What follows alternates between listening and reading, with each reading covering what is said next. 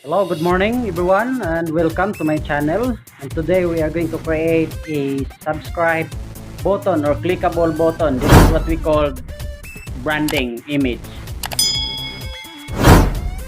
Okay, so para hindi na mahirapan yung ating mga subscribers na mag-subscribe sa ating channel.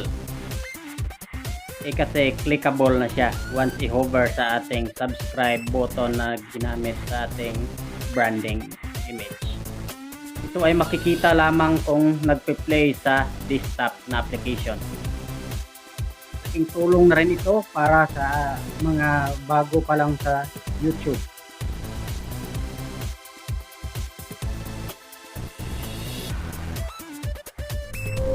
At ngayon, simulan na natin ang ating paggawa ng subscribe button na clickable. Ito ang tinatawag na branding image.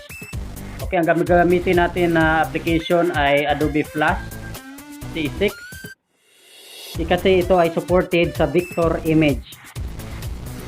When we say vector image, ito yung hindi nagpipixelated, basta gagamitin siya. Okay, so ang size is 120 by 120 pixel at ang gamitin natin background ay puti.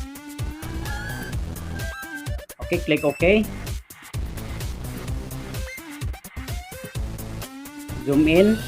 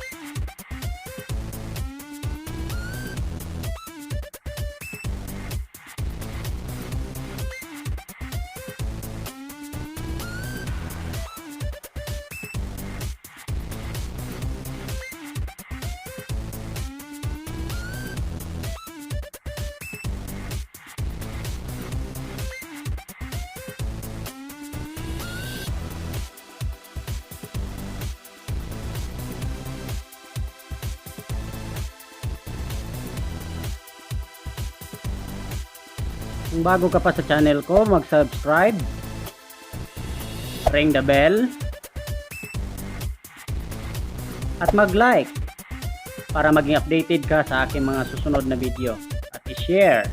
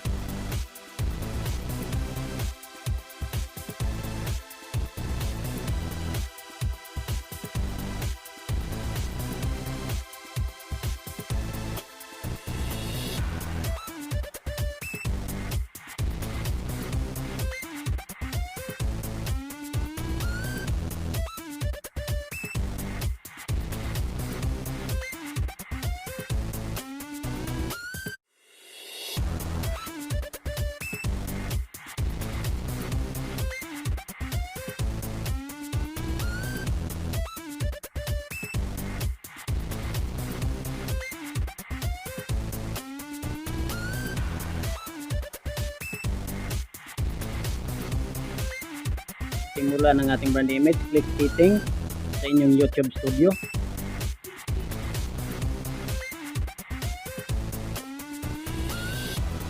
At hintayin lamang kasi mahina yung internet connection ko. At ayan na, may general channel. At i-click lamang yung channel, branding. In my case, meron na akong nagawa pero replace lang natin sa ating bagong ginawang branding image. Kunin lamang sa ating folder, my branding image, click open, at save. Channel ko, mag-click subscribe, ring the bell,